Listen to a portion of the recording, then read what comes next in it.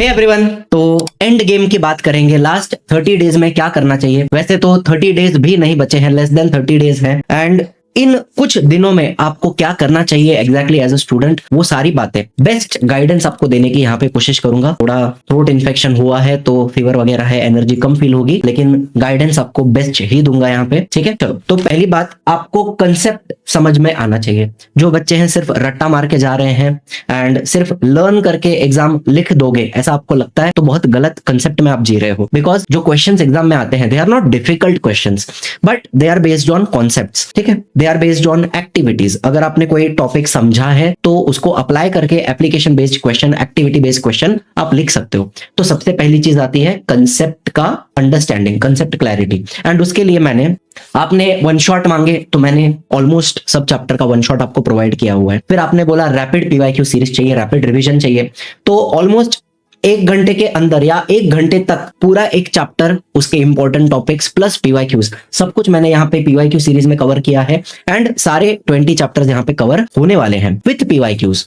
ठीक है, एंड जो भी सेशन में लेता हूँ उसका पीडीएफ भी आपको मिल जाता है। कहाँ मिलेगा वो भी आपको आगे बता दूंगा। ठीक है, तो ये सारी चीजें आपको प्रोवाइड की हुई है। इसके अलावा मैथ्स, गैलेक्सी मैम के चैनल से आप मैथ्स का प्रिपरेशन कर लो, और इजी लर्निंग की अपनी जो चैनल है, लिंक आपको नीचे डिस्क्रिप्शन में मिल जाएगी। यहाँ पर भी एक तो सोशल स्टडीज हो गया और लैंग्वेजेस हो गए, इनके related strategy videos and planning videos and study material explanation, ये सारी चीजें आपको इस चैनल के ऊपर मिल जाती हैं। इसका भी लिंक आपको नीचे डिस्क्रिप्शन में मिल जाता है, बराबर है। चलो, तो 2 बात तो समझ में आ गई। रैपिड रिवीजन आपके लिए बना रहा हूं ताकि जल्दी से जल्दी आपका चैप्टर का टॉपिक्स कवर हो जाए विथ प्रीवियस ईयर क्वेश्चंस। वो भी कितने, 2019 से लेके 2025 तक टोटल 13 पेपर हैं। उन सब का पीवाईक्यूज हम करना है, हमें कंपलसरी करना है। ठीक है, आपको बताऊंगा। चलो, तो आपका जो रोड मैप है वो कैसा बन रहा है। मैं अगर आपके जगह पे हूं as a student and last 25 दिन 28 दिन मेरे पास बचे हैं प्रिपरेशन करने के लिए। ठीक है, फरवरी से एग्जाम है आपका, तो एट दिस पॉइंट मुझे नहीं पता आपका कितना प्रिपरेशन हुआ है। मैं जब 10th में था मेरा तो सिलेबस हो गया था पढ़ के, रिवीजन चल रहा था एंड जितना ज्यादा हो सके मैं रिवाइज करते रहता था। ठीक है, ऐसा नहीं है कि मैंने 2 दिन पहले कोई चीज पढ़ी है तो अब सीधा मैं हफ्ते बाद पढ़ूंगा, नहीं। 2 दिन पहले अगर कुछ पढ़ा है तो आज अगर मुझे लगता है मैं भूल रहा हूं तो मैं फिर से उठा के पढ़ूंगा। जब तक मुझे उस टॉपिक पे कॉन्फिडेंस नहीं आ जाता कि अब मेरे को ये बहुत अच्छे से आता है, तब तक मैं उसको पढ़ते रहूंगा। ऐसा नहीं था कि मुझे समझ में नहीं आता था, समझ में आता था, लेकिन काफी बार ऐसा होता है कि हमारी लैंग्वेज उतनी स्ट्रांग नहीं है कि समझने के बावजूद हम उसको लिख नहीं पाते। ठीक है, वो लैंग्वेज धीरे धीरे समय के साथ डेवलप होती है। एक साइंटिफिक लैंग्वेज होती है, लिखने का तरीका होता है, वो डेवलप होता है as you go to 11th 12th degree, post graduation, धीरे धीरे। But when you are in 9th 10th, आपका वो जो सेंटेंस फॉर्मेशन है, काफी बच्चों का होता भी है अच्छा, ऐसा नहीं बोल रहा हूं कि सबका खराब है, लेकिन ज्यादातर मेरे जैसे बच्चे, मैं भी बहुत अच्छे से सेंटेंसेस नहीं बना पाता था, तो मुझे लर्निंग करनी पड़ती थी। समझने के बावजूद मुझे उसको बार बार रिवाइज करना पड़ता था। ठीक है, तो ये दिमाग में फिट करना। एक बार पढ़ने से आपको लर्न नहीं होगा, एक बार समझ लेने से एग्जाम में आप उसको सीधा अटेम्प्ट नहीं कर पाओगे। रिविजन करना बहुत ही जरूरी है, पहली बात। दूसरी बात, कंसेप्ट क्लैरिटी की मैंने बात की, उसके लिए तो आपको मेरे चैनल पे मिल जा रहा है, easy learning channel, Galaxy ma'am का चैनल है, वहां पे आपका कंसेप्ट का हम पूरा इंतजाम करके दे रहे हैं, समझदारी। ठीक है, फिर आता है पीवाईक्यूज। अब मैंने ऑलमोस्ट हर वीडियो में मैं बोलता हूं कि पीवाईक्यू करो, पीवाईक्यू करो, लेकिन पीपल कीप आस्किंग, मतलब मेरे ही बैच के अंदर जो बच्चे हैं वो भी मुझे आके पूछते हैं, सर अभी मैं क्या करूं, कल मेरा एग्जाम है या परसों मेरा एग्जाम है, 2 दिन बाद मेरा प्रीलिम का पेपर है और मेरा नहीं हुआ है पढ़ के, व्हाट शुड आई डू। तो पहला सवाल मैं उनको पूछता हूँ, पीवाईक्यू हुआ है क्या सब करके। बोलते नहीं, थोड़ा थोड़ा किया था, बाद में रिवाइज नहीं किया बराबर से। तो पीवाईक्यू का जो इंपॉर्टेंस है ना, वो आप लोग शायद रियलाइज नहीं कर रहे हो या बाद में पछताओगे। आपको चाहिए तो आप सीनियर्स के भी कमेंट्स मेरे चैनल के ऊपर, सीनियर्स के कमेंट्स देख सकते हो। चाहिए तो कोई रिवीजन वीडियो रहेगा पुराना लास्ट ईयर का, उसमें आपको कमेंट्स में दिखेगा कि अगर मैंने बोला था पीवाईक्यू करके जाओ, तो 70 to 80% पेपर जो आपका बोर्ड का आता है उसमें काफी सारे क्वेश्चंस रिपीट होते हैं। पीवाईक्यू में से रिपीट होते हैं ऑलमोस्ट 80%, 75-80% क्वेश्चंस रिपीट होते हैं। तो आप बाकी कहीं पे भी मुंह मारने मत जाओ। सबसे पहले जो बोर्ड ने आपको प्रोवाइड किया है, ये मैंने बनाया है क्या पीवाईक्यू? नहीं। मेरे को सपने में आया क्या? नहीं। ये आपको महाराष्ट्र बोर्ड ने दिया हुआ है, एंड इसको ही अगर आप इग्नोर कर रहे हो तो ये आपकी सबसे बड़ी गलती हो जाएगी, सबसे बड़ा ब्लंडर हो जाएगा, एंड आप इतना ज्यादा पछताओगे एग्जाम के बाद कि अरे मैंने ये नहीं किया, एंड क्वेश्चंस इसी में से निकल के रिपीट होके आए हैं।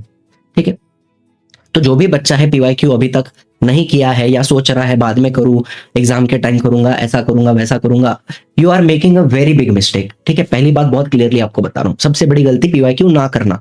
एंड दूसरी बात, पीवाईक्यू सिर्फ एक बार रीड करने से नहीं होगा, हर एक आंसर आपका लर्न होना चाहिए। पीवाईक्यू में जितने भी क्वेश्चन है, भले वो ऑब्जेक्टिव हो, गिव रीजन हो, एक्टिविटी हो, शॉर्ट नोट हो, लॉन्ग आंसर हो, कुछ भी हो, हर एक आंसर आपको लर्न होना चाहिए, तोंड पाठ होना चाहिए। ये मेरी एडवाइस है आपके लिए। ठीक है, आप बोर्ड एग्जाम का पेपर आराम से अटेम्प्ट कर पाओगे अगर आपने ये बहुत अच्छे से कर लिया। ठीक है, मार्क माय वर्ड्स, जो मैं आपको बोल रहा हूं पिछले 10 साल के एक्सपीरियंस से बता रहा हूं। ऐसा कुछ भी नहीं है कि कल आया हूं पढ़ाने के लिए, 1 साल से पढ़ा रहा हूं, 10 साल से पढ़ा रहा हूं एंड एक्सपीरियंस से बता रहा हूं आपको। ठीक है, चलो दूसरी बात, मैंने ये पीवाईक्यूज किधर मिलेंगे आपको बताता हूं, अगर आपको नहीं पता। एक्सरसाइज के मार्क्ड क्वेश्चंस, मैंने एक्सरसाइज में से भी क्वेश्चंस आपको मार्क करके दिए हैं, वो पूरा पीडीएफ भी अवेलेबल है, किधर मिलेगा आपको बता। ठीक है, तो प्रायोरिटी ऑर्डर क्या है, पढ़ने का तरीका होता है ना कि पहले क्या करे बाद में क्या करे। पहला आता है तुम्हारा कंसेप्ट क्लैरिटी, इसके लिए तुम रैपिड देखो, रैपिड रिवीजन देखो, कंसेप्ट को थोड़ा थोड़ा समझ के लो, रिवाइज करके लो। बाद में नंबर 2 आता है आपका प्रीवियस ईयर क्वेश्चन, लर्न होना चाहिए, होना ही चाहिए, एक एक आंसर, एवरी आंसर। फिर इतना होने के बाद नंबर 3 एक्सरसाइज, अगर आपकी पूरी हो गई है तो बहुत अच्छी बात है, अगर नहीं हुई है तो एटलीस्ट मैंने जो मार्क करके दिया है एक्सरसाइज में से वो क्वेश्चंस आपको करने जरूरी है। ठीक है, एंड भयंकर रिवीजन की बात करें तो जैसा मैं आपको बोलता हूं, काफी बच्चे मुझे बोलते हैं कि सर याद नहीं हो रहा है, आंसर हम पढ़ते हैं बाद में भूल जाते हैं, तो इसके लिए क्या करना पड़ेगा, रिवीजन करने का सबसे बेस्ट तरीका क्या होता है वो भी आपको मैं बताता हूं। ठीक है, तो सबसे पहले हम बात करते हैं पीडीएफ की। देखो, जैसे ये आप इजी लर्निंग एप्लीकेशन के ऊपर आ जाओ, इजी लर्निंग एप्लीकेशन के ऊपर प्री मटेरियल में सब कुछ दिया हुआ है। ठीक है, आपको मैं एक एक पीडीएफ ओपन करके बताता हूं। काफी बच्चे बोलते हैं ओपन नहीं हो रहा है, फाइल करप्ट है, ऐसा है वैसा है, ओपन करके बताता हूं। प्री कंटेंट में जाओ, क्लास 10th महाराष्ट्र बोर्ड, सबसे ऊपर रैपिड पीवाईक्यू सीरीज दिखाई दे रही है आपको। ठीक है, यहाँ पे पीडीएफ थोड़े बड़े हो सकते हैं तो शायद थोड़ा टाइम लग रहा हो ओपन होने के लिए, लेकिन थोड़ा पेशेंस रखो आप। देखो, मैंने क्लिक किया सोशल हेल्थ पे, हो गया ओपन, सारे क्वेश्चन आंसर्स पीवाईक्यू के वगैरह आपको दिया हुआ है, इधर सब कुछ दिया हुआ है। ठीक, पूरा चैप्टर का सॉल्यूशन आ गया आपका इधर। फिर कार्बन कंपाउंड ओपन कर लो, बताओ कहीं पे करप्ट हो रहा है क्या, कुछ नहीं। जो जो मैंने पढ़ाया 1 घंटे में, जो भी सेशन लिया पूरा आपको दे दिया। ठीक है, ये सब आप डाउनलोड कर सकते हो आपके फोन के अंदर, कोई दिक्कत वाली बात नहीं है। लाइव प्रोसेस 1 ओपन कर लो, जो जो मैंने पढ़ाया सब कुछ आपको इधर मिल रहा है, दिखाई दे रहा है, बताओ कोई दिक्कत वाली बात है क्या, नहीं। तो एवरीथिंग इज गिवन, एक ये हो गया। दूसरा, साइंस 1 और साइंस 2 के एक्स्ट्रा इंपॉर्टेंट ऑब्जेक्टिव्स मैंने यहां पे दिए हुए हैं, ये भी आप प्रिपेयर करना डेफिनेटली। एक्स्ट्रा ऑब्जेक्टिव्स हैं, ठीक है, इंपॉर्टेंट ऑब्जेक्टिव्स। इसके अलावा पार्थ मुमाया फोल्डर के अंदर आ जाओ, रैपिड रिवीजन समझ में आ गया, ऑब्जेक्टिव समझ में आ गया। पार्थ मुमाया के अंदर आपको साइंस 1 और साइंस 2 का टेक्स्ट बुक दिखेगा मार्क किया हुआ, उसमें इंपॉर्टेंट टॉपिक्स भी मार्क किए हैं और एक्सरसाइज में से क्या पढ़ना है, क्या पढ़ना चाहिए वो भी मैंने मार्क किया हुआ है। ठीक है, साइंस 2 साइंस 1 के 5 मार्क के प्रैक्टिस क्वेश्चंस दिए हुए हैं। ठीक है, और ऑल सब्जेक्ट पीवाईक्यूज भी इधर दिया हुआ है, बाकी सब सब्जेक्ट का, लैंग्वेजेस का, सोशल स्टडीज का, सब कुछ इधर सारे पीवाईक्यूज आपको दिखाई देंगे। ठीक है, इसके अलावा चैप्टर वाइज पीवाईक्यूज यहाँ पे दिए हुए हैं, कोई भी एक ओपन कर लो आप, साइंस 2 ओपन कर लो फॉर एग्जांपल, तो आपको यहाँ दिख रहा है हेरिडिटी का जुलाई 25 मार्च 25 जुलाई 24 मार्च 24 जुलाई 23 मार्च 23, जितना भी पेपर हुआ अब तक 13 पेपर हैं टोटल, काउंट कर लो चाहिए तो। मार्च 19 1 2 3 4 5 6 7 8 9 10 पेपर है, 10 हो गए। ठीक है, जितने भी हैं मार्च 19 से लेके जुलाई 25 तक के सारे पेपर यहाँ पे हम देख रहे हैं। ठीक है, फिर हर एक चैप्टर का वैसा चैप्टर वाइज आपको पीवाईक्यू अरेंज करके दिया हुआ है, तो ये आपका काम बहुत इजी बना देता है। आप कोई भी चैप्टर रिवाइज करने लोगे ना तो सबसे पहले तो उसका पीवाईक्यू ही करो। चैप्टर आपने रिवाइज किया, कंसेप्ट अगर आपको आता भी है तो पीवाईक्यूज तो आपका लर्न होना ही चाहिए, इससे ज्यादा इंपॉर्टेंट कुछ भी नहीं है। ठीक है, ट्रस्ट में। चलो, इसके अलावा बोर्ड की जो क्वेश्चन बैंक होती है वो भी हमने यहाँ पे प्रोवाइड किया है, सब फ्री मटेरियल के अंदर आपको दिखाई दे रहा है। क्वेश्चन बैंक जो है उसमें से आप, ये साइंस 1 की क्वेश्चन बैंक आपको बता रहा हूं, इसके अंदर से आप क्या करोगे, ऑब्जेक्टिव्स करोगे। ठीक है, इसके अंदर से आपको क्या करना है, ऑब्जेक्टिव्स करने हैं। समझ में आ गया क्या किधर मिल रहा है, एंड सारी चीजें ओपन भी हो रही हैं। ठीक है, ये आपका होम पेज पे फ्री मटेरियल में फ्री टेस्ट भी बहुत सारे दिए मैंने, एमसीक्यू टेस्ट यहाँ पे प्रोवाइड किया हुआ है काफी सारे चैप्टर का, आप चाहिए तो देख सकते हो। फ्री टेस्ट में जाओ, क्लास 10th में जाओ, introduction to microbiology, animal classification, refraction, lenses, science 2 science 1 6 chapter का टुवर्ड्स ग्रीन, बहुत सारा टेस्ट यहाँ पे फ्री में मैंने एमसीक्यू टेस्ट प्रोवाइड किया है। फिर फ्री कंटेंट में क्लास 10th महाराष्ट्र बोर्ड, उसके अंदर आपको सब मिल जाएगा। ठीक, चलो तो ये बात क्लियर है कि क्या कहां पे मिल रहा है, एकदम क्लियर बात हो गई। अच्छा, अभी आगे बताता हूं आपको क्या करना है। रिवीजन करते रहना है। आज अगर कोई चीज नया पढ़ रहे हो, ठीक है, आज अगर तुमने कोई चीज पहली बार पढ़ी तो कल उसको फिर से पढ़ना ये आपकी रिस्पॉन्सिबिलिटी है, नहीं तो वो आपके लॉन्ग टर्म मेमोरी में नहीं जाएगा।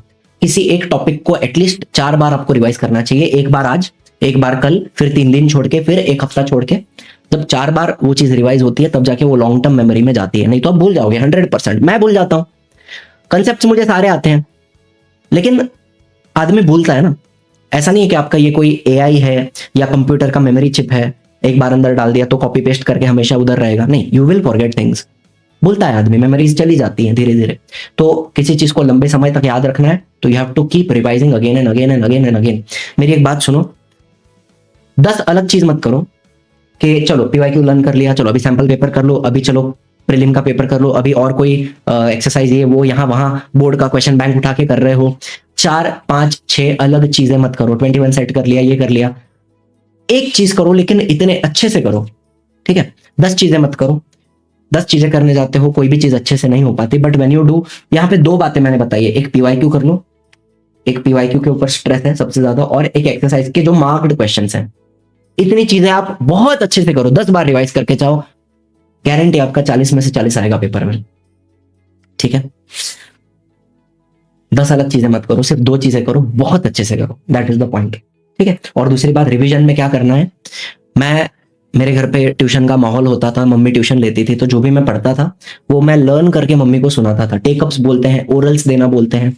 ठीक है, तो वो हमारा रोज का शेड्यूल होता था। रोज मैं सुबह 2 घंटे, शाम को 1-1.5 घंटा, 2 घंटा सेल्फ स्टडी रोज का 4 घंटे की मेरी होती थी। जो भी मैं पढ़ रहा हूँ, लर्न कर रहा हूँ, वो मैं याद करके सुनाऊंगा मम्मी को। ठीक है, एक्टिव रिकॉल कहते हैं इसको, and this is the most important strategy for revision. दूसरी स्ट्रैटेजी होती है, आपने कोई चीज पढ़ी, ठीक है, आपने 2-3 बार पढ़ा, उसको लर्न हुआ आपको, ठीक है, थोड़ा याद हुआ, पॉइंट 1, पॉइंट 2, पॉइंट 3, फिर उसको तुरंत, अगर कोई लंबा आंसर है तो तुरंत उसको आप लिखो। जैसे कोई भी एक टॉपिक ले लो, मेंस्ट्रुअल साइकिल ले लो, नहीं फ्लावर का टॉपिक ले लो फॉर एग्जांपल, फ्लावर के पार्ट्स, तो उसमें आपको मालूम है कैलिक्स रहेगा, कोरोला रहेगा, एंड्रोशियम रहेगा, गाइनोशियम रहेगा। ठीक है, 4 बेसिक वर्ल्स होते हैं। कैलिक्स के जो पार्ट हैं उनको हम सेपल्स बोलते हैं। कोरोला के जो इंडिविजुअल मेंबर्स हैं उनको हम पेटल्स बोलते हैं। ठीक है, ये दोनों क्या हो गए, ये दोनों हो गए एक्सेसरी वर्ल्स, इनर वर्ल्स को प्रोटेक्ट करने का काम करते हैं। चलो फिर एंड्रोशियम के जो इंडिविजुअल मेंबर्स हो गए उनको स्टेमेन बोलते हैं। स्टेमेन 2 पार्ट होता है, एंथर, फिलामेंट। ठीक है, एंथर, फिलामेंट, एंथर में बनता है पोलन। ठीक है, पोलन ग्रेन, एक पोलन के अंदर 2 मेल गैमेट होते हैं, मेल गैमेट। ठीक है, फिर दूसरा गाइनोशियम, गाइनोशियम में इंडिविजुअल मेंबर क्या होता है, कार्पेल, कार्पेल का 3 part, stigma, style, ovary. Ovary में मिलेगा ओव्यूल्स, उसमें मिलेगा एम्ब्रियो सैक, उसमें रहेगा एग, फीमेल गैमेट। बताओ, 2 मिनट में लिख लिया, पूरा फ्लावर मेरा लर्न हो गया, सारी चीजें लर्न हो गई। इसमें और कुछ बचा है, पॉलिनेशन बोल दो, transfer of pollen grain anther to the stigma, ये हो गया पॉलिनेशन। पूरा 2-4 पॉइंट आपने लिखा, 2 मिनट में आपका पूरा आंसर याद हो गया। तो ये तरीका होता है याद करने का। जो भी आप पढ़ रहे हो ना, कोई भी बड़ा टॉपिक आपने पढ़ा, जैसे कोई भी मेंस्ट्रुअल साइकिल पढ़ लिया या मोटर के बारे में पढ़ रहे हो, तो वो आप उसको अपने शब्दों में थोड़ा थोड़ा लिखोगे तो आपका बहुत अच्छे से रिवीजन हो जाएगा, एंड ये आपका जाएगा लॉन्ग टर्म मेमोरी में। ठीक, तो चलो और बातें बताऊंगा। ऑब्जेक्टिव्स कहां से पढ़ोगे, ऑब्जेक्टिव्स बोर्ड क्वेश्चन बैंक से करो, और मैंने जो आईएमपी ऑब्जेक्टिव्स दिए हैं अलग से, उसमें से करो। ठीक है, ये ऑब्जेक्टिव्स का सोर्स हो गया आपका। ठीक है, पीवाईक्यू करोगे तो पीवाईक्यू में गिव रीजन आ गए, एक्टिविटीज आ गई, सब कुछ आ गया। पीवाईक्यू तो करना ही है। एक्सरसाइज में से भी मैंने सब कुछ मार्क करके दिया है, क्या क्या करने की जरूरत है, एंड बाद में ऑब्जेक्टिव्स के लिए बोर्ड का क्वेश्चन बैंक और जो इंपॉर्टेंट ऑब्जेक्टिव अलग से दिए हैं। बस हो गया ना, इसके अलावा और कुछ करने की जरूरत है क्या? एंड ये सब हर एक सब्जेक्ट के लिए एप्लीकेबल है। It is not only for science, you can go for maths. Maths में भी यही करो, कंसेप्ट को समझ लिया, पीवाईक्यू कर लिया, और उसमें से बाद में जो प्रैक्टिस सेट और प्रॉब्लम सेट है वो तो आपका लुकआउट है, वो आपको करना ही है। प्रैक्टिस सेट तो करके जाना है, हो सके तो प्रॉब्लम सेट भी करना ही है। ठीक है, कंपल्सरीली, बिकॉज प्रॉब्लम सेट में से ही कुछ क्वेश्चन है जो थोड़े घूम के हॉट्स बन के आते हैं। ठीक है, हॉट्स कहीं और बाहर से नहीं होता, जो क्वेश्चन टेक्स्ट बुक में ही है उन्हीं को घुमा के थोड़ा पूछा जाता है, ऐड करके उसके ऊपर पूछा जाता है। तो साइंस हो गया, मैथ्स हो गया, सोशल स्टडीज हो गई, सबके लिए यही स्ट्रैटेजी एप्लीकेबल है, कंसेप्ट, पीवाईक्यू एंड एक्सरसाइज जितना हो सके आपसे, दैट्स इट। बाकी अलग से और सैंपल पेपर करने की आपकी इच्छा हो तो देखो बता देता हूँ, पीवाईक्यू एंड सैंपल पेपर को कैसे सॉल्व करें। अब मैंने बोल तो दिया पीवाईक्यू सॉल्व करो, लेकिन क्या पूरा लिखने की जरूरत है? हर एक क्वेश्चन को लिखने की जरूरत नहीं है। जैसे ऑब्जेक्टिव्स हो गए, उसको लिखने की जरूरत है नहीं, ओरली सॉल्व कर सकते हो। एक्टिविटीज हो गई, एक्टिविटीज इनको भी ओरली सॉल्व कर सकते हो। एंड कभी कभार गिव रीजंस भी छोटे छोटे होते हैं, 2-4 3-4 पॉइंट के होते हैं, तो ये चीजें आपको हर चीज लिखने की जरूरत नहीं है, ये आप ओरली सॉल्व कर सकते हो। एंड एक और बात याद रखना, जैसे मार्च का पेपर होता है और जुलाई का पेपर होता है, तो हम मार्च का एग्जाम देने वाले हैं तो जुलाई का पेपर नहीं करेंगे तो चलेगा नहीं। क्यों? बोर्ड नहीं दिया ना वो, उसमें से भी क्वेश्चंस रिपीट होता है, जो जुलाई में पूछा वो अगले साल मार्च में पूछ सकते हैं, तो आपको हर एक पेपर करके जाना है। ठीक है, तो objectives, activities, give reason directly कर लो। डायग्राम्स हैं, न्यूमेरिकल्स हैं, इनको आप ड्रॉ करके प्रैक्टिस करोगे, एटलीस्ट एक रफ डायग्राम बना के प्रैक्टिस करोगे तो बहुत अच्छी बात है। और न्यूमेरिकल्स भी आप लिख के प्रैक्टिस करो तो बहुत अच्छी बात होगी। न्यूमेरिकल्स ओरली सॉल्व नहीं होता। इसके बाद केमिकल इक्वेशंस, इनको भी लिखो, जो जो क्वेश्चन आ रहा है लिखते जाओ लिखते जाओ। रफ नोटबुक ले लो, एक प्रैक्टिस नोटबुक ले लो, पेपर्स ले लो, उसमें ये आप लिखते जाओ, रफ वर्क करते जाओ, प्रैक्टिस करते जाओ। जितना ज्यादा आप लिखकर प्रैक्टिस करोगे उतना आपके दिमाग में अच्छे से फिट होगा। वो भी मैं देख कर लिखने नहीं बोल रहा हूँ, रीड करके, बिना देखे याद करके लिखना, जो मैंने अभी बताया आपको। ठीक है, लॉन्ग आंसर्स, इसको भी आपको दिक्कत आती है तो रीड करो, बाद में अपने शब्दों में छोटा छोटा फ्लो चार्ट के फॉर्म में, या आपके एग्जाम में स्टोरी राइटिंग आती है तो उसके कैसे अलग अलग छोटे छोटे पॉइंट्स होते हैं, उसी प्रकार से मैंने लिखा ना इधर, ये देखो इरेज कर दिया, चलो कोई नहीं। लेकिन मैंने जो अभी फ्लावर का आंसर लिखा वो ऐसे ही छोटे छोटे डैश डैश डैश करके लिखा मैंने, कीवर्ड्स लिखे मैंने, सिर्फ कीवर्ड याद किया तो मेरे को आंसर याद हो गया। तो इस तरीके से लॉन्ग आंसर आपको कीवर्ड्स के फॉर्म में याद करना है। ठीक है, ये एक बात हो गई। इसके अलावा कितना पढ़ना है रोज, कितना घंटा रोज पढ़ाई करना चाहिए। I personally think you should be target oriented, कि एक दिन पहले सोओगे, जब आप रात को सोने जाते हो तो एक टू डू लिस्ट बनाओ, टू डू लिस्ट। उसमें आप लिखो कल मैं क्या क्या करूंगा, कल मैं क्या करूंगा, करूंगी, जो भी है, करूंगा / गी। ठीक है, 4-5 जो जो आपको करना है, कल किसी एक्सरसाइज पढ़ना है या पीवाईक्यू सॉल्व करना है या चैप्टर रीड करना है, वन शॉट देखना है, जो कुछ भी है, तो उसको एक टू डू लिस्ट में लिखो। और बाद में ऐसा बहुत ही अनअचीवेबल टारगेट मत देना खुद को। ऐसा कोई टारगेट दे दिया, 10 चीजें लिख दी, जो आप 4 दिन में करोगे, एक ही दिन में करने बैठ जाओगे तो नहीं हो पाएगा, एंड डिमोटिवेट भी होता है आदमी। लेकिन टारगेट्स अचीवेबल रखो एंड थोड़ा ज्यादा रखो, ताकि अगर उस टारगेट का आपने 80% भी किया, ठीक है, आपने 5 चीजें लिखी, 5 में से अगर आपका 4 भी होता है अच्छे से, तो इट इज सक्सेसफुल, आपका दिन सक्सेसफुल है। 80% भी आप अचीव करते हो तो सक्सेसफुली आपने काम किया, rather than doing nothing, at least you did 80% of the planned target. ठीक है, तो कितना घंटा देना चाहिए? मैं तो समझता हूं कि अगर आपका स्कूल नहीं है, स्कूल खत्म हो चुका है, स्कूल में अगर अभी नहीं बुला रहे हैं, छुट्टी है, तो जब तक नहीं होता पढ़ाई तब तक पढ़ो, दिन भर बैठो, चाहिए तो 10 घंटा बैठ लो। अब 20 दिन की बात है, 20-25 दिन की बात है, इसके बाद आपकी एग्जाम स्टार्ट हो जाएगी, अभी नहीं तो कब, ये ख्याल आपके मन में आना चाहिए। आज नहीं किया तो कब करोगे? एग्जाम के बाद पढ़ोगे। What is the point? This is the moment, ये अपॉर्चुनिटी आपके पास अभी है पढ़ने की, वापस नहीं आएगी। एक एक सेकंड आप गवाते हो, वापस नहीं आता, मार्क माय वर्ड्स। ठीक है, बहुत चीजों का रिग्रेट मुझे भी होता है अपने जीवन में, मैंने समय बर्बाद किया है काफी जगहों पर अपने जीवन में, और कहीं ना कहीं वो समय भी आपको बाद में बर्बाद करता है।